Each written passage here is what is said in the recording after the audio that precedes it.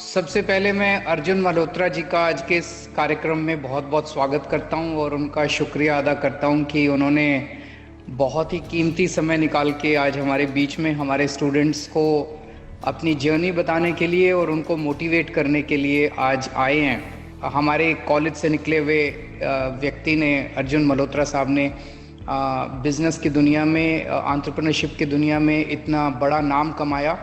एक रिक्शा वाला भी एंटरप्रेन्योर है, एक पान वाला भी एंटरप्रेन्योर है। हर आदमी, हर एक को धंधा करना आता है हमारे देश के अंदर। लेकिन कुछ ना कुछ हमारी एजुकेशन सिस्टम में प्रॉब्लम है, क्योंकि हमारे एजुकेशन सिस्टम से जितना प्रोडक्ट निकलता है वो बाहर निकलने के बाद सबसे पहले नौकरी ढूंढता है। इस माइंडसेट को हम बदलना चाहते हैं कि हम अपने बच्चों को जब वो स्कूल में होते हैं उसी वक्त हम उनको उस डायरेक्शन में सोचने के लिए इंस्पायर करना चाहते हैं कि भाई आपको निकलने के बाद अब नौकरी ढूंढनी नहीं है, आपको निकलने के बाद कुछ ना कुछ अपना काम शुरू करने की सोचनी है। You have to become job giver rather than a job seeker. Also like to listen to what mister Arjun Malhotra has to say. Thank you. मेरे अंकल और आंट जो बाकी फैमिली थी, उन्होंने काफी बोला कि मत करो, क्यों करना चाहते हो? इस फैमिली में किसी ने कभी बिजनेस नहीं किया है, आप कौन हो कि आप समझते हो आप बिजनेस करते थे? तो उन्होंने बहुत डिस्करेज किया, पर मेरे पेरेंट्स ने कहा नहीं, अगर यही करना है आपने तो करो। तो 2-3 साल बाद जब कंपनी ठीक चली तो वही अंकल आंट ने सबने क्रेडिट लिया कि हाँ, हमने बोला था ना कि हमारा लड़का ठीक करेगा। हम बढ़ते हैं अपने क्वेश्चन आंसर राउंड में। Sir, my name is Pushpa and I am from RPBB INA Colony. Sir, my question is that in your life, what is your greatest fear and how do you manage your fear? That's a very good question, Pushpa. I'll have to think about it.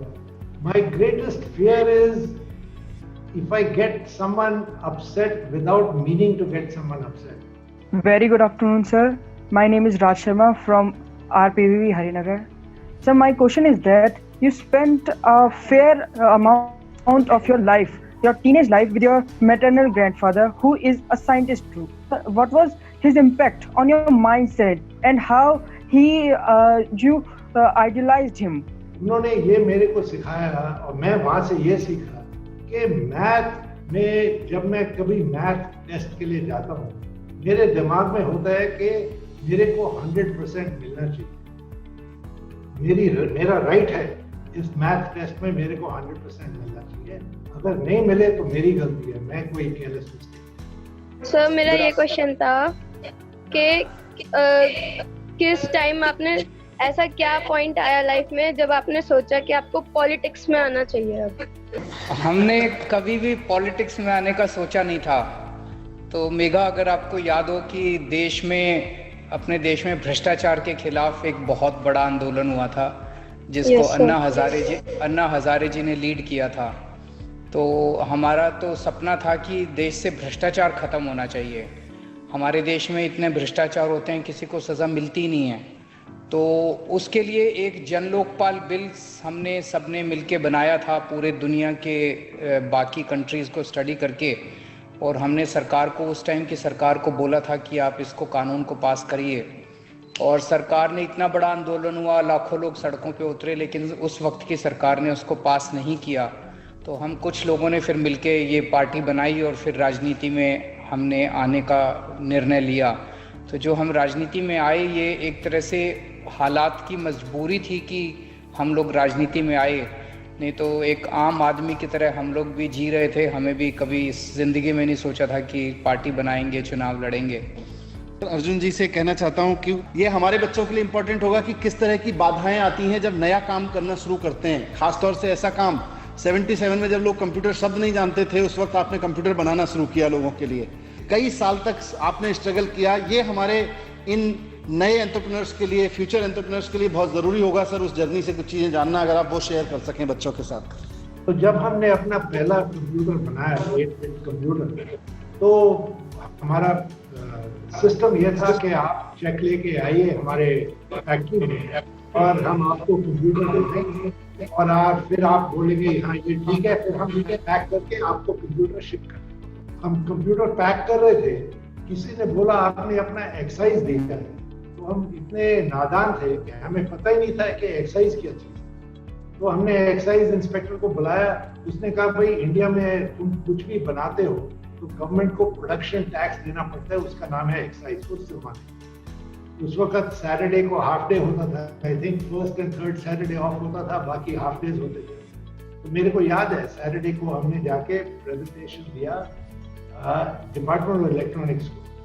हमें जवाब मिला कि micro processor policy अभी नहीं बनी है, उसको लगेंगे 4 साल। आप 4 साल बाद आइए, फिर हम ये चिट्ठी लिख के फाइनेंस मिनिस्ट्री को भेजें। जब आप कुछ करना चाहते हो, एज लॉन्ग एज आप लीगली करते हो, nothing is impossible. At least mentally you can't accept that something is impossible, कि ये नहीं हो सकता। आप अगर कुछ करना चाहते हो तो वो जरूर हो सकता है। अर्जुन जी के लिए पहला क्वेश्चन यहाँ से उर्मिला जीतू का है, जो वो पूछना चाहती है कि मैं अपने पापा का इलेक्ट्रॉनिक्स का बिजनेस आगे बढ़ाना चाहती हूँ, तो क्या आप कुछ टिप्स शेयर कर सकते हैं? अगर आप सॉफ्टवेयर से किसी भी इलेक्ट्रॉनिक डिवाइस को डिफरेंशिएट कर लें, सॉफ्टवेयर प्रोग्राम लिख के या ऐप हो या जो भी हो, तो बिजनेस चेंज हो सकता है।